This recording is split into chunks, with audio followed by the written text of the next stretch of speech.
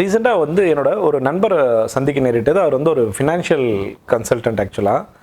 அவரோட பேசிகிட்டே இருக்கும்போது ஒரு சுவாரஸ்யமான விஷயம் நாங்கள் எங்களுக்குள்ள ஒரு வீடு இருந்தது. ஒருத்தர் வந்து எந்த வயசில் வந்து ஒரு வீடு வாங்கணும், அவர் ஃபஸ்ட்டு முதல் வீடை எந்த வயசுலேருந்து வாங்கலாம் அப்படின்றது ஒரு சுவாரஸ்யமான ஒரு விஷயம் பேசிகிட்டு இருந்தோம். அவர் ஒரு சொன்ன விஷயம் என்ன அப்படின்னா, 25 வயசுலேருந்தே ஒருத்தரை வீடு வாங்கலாம் அப்படின்னு சொல்லியிருந்தாரு. நான் அதை தான் இந்த வீடியோவில் உங்கள்கிட்ட பகிர்ந்துக்கலான் இருக்கேன். ஹாய், ஐ எம் மோதிஷ், உங்கள் ப்ராப்பர்ட்டி கோச் மற்றும் ஸ்டெப்ஸ்டோன் ப்ரமோட்டர்ஸோட மேனேஜிங் டைரக்டர்.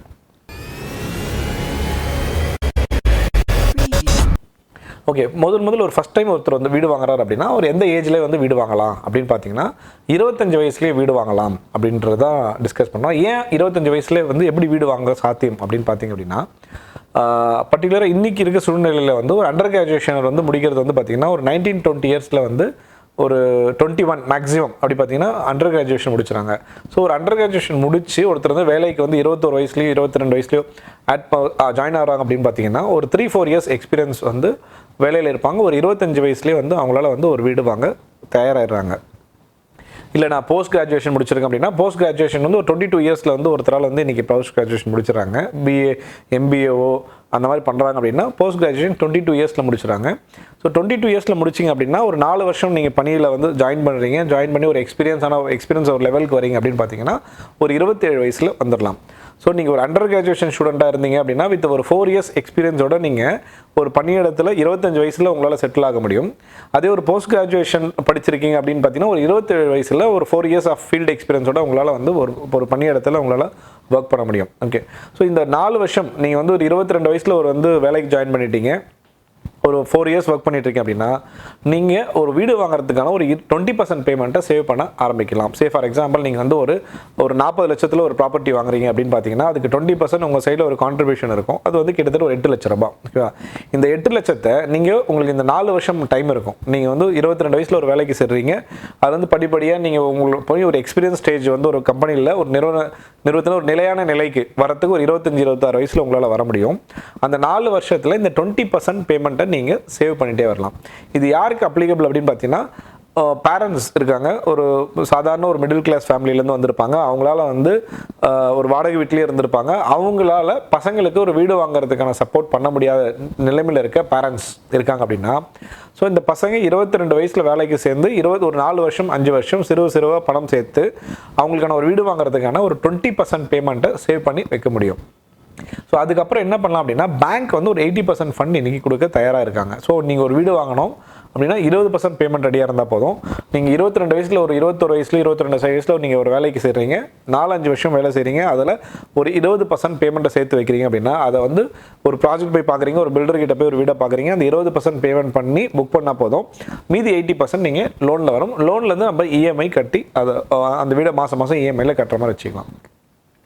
இதை விட்டுட்டா என்ன ஆகும், நான் 25லேருந்து ஒரு 25லேருந்து ஒரு 27 வயசுக்குள்ளே வாங்கலைன்னா என்ன ஆகிடும்னு பார்த்தீங்கன்னா, நீங்கள் அதுக்கப்புறம் உங்களுக்கு மேரேஜ் அப்புறம் உங்களுக்கு பார்த்தீங்கன்னா குழந்தை பிறக்கிறது, ஸோ அதர் எக்ஸ்பென்சஸ் உங்கள் லைஃப்பில் வர ஆரம்பிச்சிடும். ஸோ அப்போ என்ன ஆகிடும்னா உங்களுக்கு வர வருமானம் வந்து நீங்கள் அதை செலவு பண்ணுறதுக்கே சரியாக இருக்கும். ஒன்று.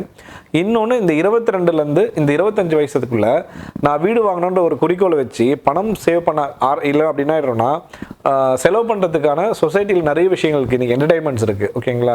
தேட்டர்ஸ் இருக்குது, மால்ஸ் இருக்குது, அந்த மாதிரி விஷயங்கள் நம்ம என்டர்டைன்மெண்ட் நிறைய இருக்கனால ஸ்பெண்ட் பண்ண ஆரம்பிச்சிடும். ஸோ என்னை பொறுத்த வரைக்கும் ஒருத்தர் 22 வயசில் வேலைக்கு சரிங்களா, அவங்களுக்கு வந்து ஒரு குறிக்கோள் தரணும், 4 வருஷத்தில் நீ ஒரு வீடு வாங்கணும், அதுக்கு இந்த 20% பேமெண்ட் சேவ் பண்ணணும், இதுக்கு வந்து மந்த்லி வந்து நீ இவ்வளோ சேவ் பண்ணணும் அப்படின்ற ஒரு எஜுகேஷன் நம்ம கொடுத்தோம் அப்படின்னா அவங்க சேவ் பண்ண ஆரம்பித்தாங்கன்னா அவங்க வீண் செலவுலேருந்து அவங்கள நம்ம வந்து தவிர்க்கலாம். ப்ளஸ் ஒரு சொத்து வாங்குறதுக்கும் அவங்க தயாராகலாம். ஒன்று. இந்த 80% ஓகே, நான் சொன்னால் 20% நீங்கள் சேவ் பண்ணிடுங்க, 80% ப்ராப்பர்ட்டி கொடுத்து வாங்கிடுறோம். ஓகே, இதை வாங்கலைன்னா என்ன ஆகிடும், லேட்டாக வாங்க ஆரம்பிக்கணும் அப்படின்னா நமக்கு அதர் எக்ஸ்பென்சஸ், நீங்கள் சொல்கிற மாதிரி முன்னாடி பேசின மாதிரி மேரேஜ் எக்ஸ்பென்சஸ், குழந்தை பிறகுறது, ஸ்கூலு, இப்படி லைஃப்பில் அதர் எக்ஸ்பென்சஸ் வந்துகிட்டே இருக்கும். அப்புறம் நம்மளோட வீடு வாங்குறதான டைம் வந்து தள்ளி போகலாம். ஓகே, இது வந்து ஒரு ஐடியல் சுச்சுவேஷன். எங்கே அப்படின்னா, எனக்கு வந்து பேரண்ட்ஸ் கிட்ட அப்பா அம்மா வந்து வசதி இல்லை, அவங்க என்னை படிக்க வச்சு ஒரு ஆளாக்கிட்டாங்க, வேலை கொண்டாந்துட்டாங்க, பட் அவங்களால வந்து ஒரு ப்ராப்பர்ட்டி வாங்கி கொடுக்க சப்போர்ட் பண்ண முடியாத இருக்குது நிலைமையில். ஓகே, இன்னொரு கண்டிஷன்ஸ் பார்த்தீங்கன்னா, இது மோஸ்ட் ஆஃப் தி கண்டிஷன்ஸ் இப்படி இருக்கும். பட் ஒரு சில இடத்துல பார்த்தீங்க அப்படின்னா பேரண்ட்ஸ் வந்து அந்த 20% சப்போர்ட் பண்ணுற தயாராக இருப்பாங்க. ஓகேங்களா, அவங்களோட ஜுவல்லோ இல்லை அவங்க சேவ் பண்ணி வச்சுருப்பாங்க. ஸோ பசங்க என்ன பண்ணலாம்னா ஒரு வீடு வாங்குறாங்க பார்க்குறாங்க, அப்படி 20% பேரண்ட்ஸ் கிட்டேருந்து சப்போர்ட் எடுத்துகிட்டு பேலன்ஸ் 80% வந்து இஎம்ஐ போட்டு அந்த இஎம்ஐ வந்து பசங்களோட சேலரியிலேருந்து கட்ட ஆரம்பிக்கலாம். அதுவும் பிஃபோர் மேரேஜுக்குள்ளே பண்ணலாம். ஸோ இதில் அட்வான்டேஜ் என்னன்னா, நீங்கள் பொண்ணு தேட பார்க்கும்போதோ இல்லை மேரேஜோ அப்படின் போது உங்களுக்கு ஒரு ஓன் ப்ராப்பர்ட்டி இருக்குன்றது போது ஒரு கான்ஃபிடன்ஸ் இருக்கும்போது உங்களுக்கு வந்து அது பெட்டர் எட்ஜாக இருக்கும். ஒன்று. ரெண்டாவது, நீங்கள் வந்து தவறான வழியிலையோ இல்லை வேறு ஏதோ ஒரு வீண் செலவுலையோ உங்களோட செலுத்தாமல் உங்களோட வாழ்க்கையை வந்து ஒரு டிசிப்ளினான ஃபைனான்ஷியல் பிளானிங்கோட வந்து உங்களோட வாழ்க்கையை நீங்கள் எடுத்துகிட்டு போகிற மாதிரி இருக்கும். 2.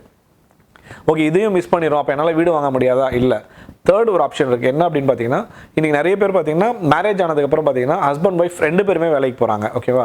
ஸோ ஹஸ்பண்ட் ஒய்ஃப் 2 பேருமே வேலைக்கு போகிற இடத்துல இன்னும் வீடு வாங்குறதுக்கான சாத்தியக்கூறுகள் இன்னும் பெட்டராகவே இருக்குது. ஏன் அப்படின்னு பார்த்தீங்கன்னா, ஒருத்தரோட சேலரி வந்து ஒரு டொமஸ்டிக் வீட்டான வேலைகளுக்காக பார்த்துக்கிறதுக்கும், ஒருத்தரோட வீடை வந்து நான் வந்து சேலரியை வந்து வீடு வாங்கி லோன் கட்டுறதுக்கும் நம்ம வந்து பிளான் பண்ண முடியுது. ஸோ கல்யாணம் ஆகிடுச்சு, ஹஸ்பண்ட் ஒய்ஃப் 2 பேருமே வேலைக்கு போகிறீங்க. அந்த இடத்துல அந்த 20% ஒரு 2-3 இயர்ஸ்க்குள்ளே சேவ் பண்ண முடிஞ்சு கல்யாணம் ஆன ஒரு 3வது வருஷத்துக்குள்ளே நீங்கள் ஒரு ப்ராப்பர்ட்டி வாங்கி அதை வந்து மீதி வரது 80% பேங்க் லோன் வரும், அதை வந்து நீங்கள் வந்து லோன் பே பண்ணுற மாதிரி பண்ணலாம்.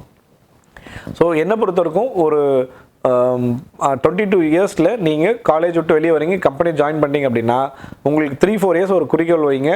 உங்களுக்கு 20% கான்ட்ரிபியூஷன் பண்ணுறதுக்கான சேவிங்ஸ் ஆரம்பித்து ஒரு 25-26 வயசுலேயே நீங்கள் வந்து ஒரு ப்ராப்பர்ட்டியோட ஓனர் ஆகலாம். இது உங்களுக்கு பெரிய கான்ஃபிடன்ஸ் லெவல் கொடுக்கும். உங்களோட நீங்கள் மேரேஜ் லைஃப் போகும்போது ஒரு வெல்த் கிரியேஷன் இருக்கும். 2. ப்ளஸ் சொசைட்டிலையும் உங்களை வந்து ஒரு பெட்டர் பர்சனாக உங்களை வந்து மதிக்க ஆரம்பிப்பாங்க. தேங்க்யூ. இந்த வீடியோ உங்களுக்கு ரொம்ப யூஸ்ஃபுல்லாக இருந்தது அப்படின்னா நீங்கள் உங்கள் நண்பர்களோட ஷேர் பண்ணுங்கள். அடுத்த வீடியோவில் நான் சந்திக்கிறேன். Thank you. Hi friends, subscribe to my YouTube channel and follow me on Facebook for regular updates.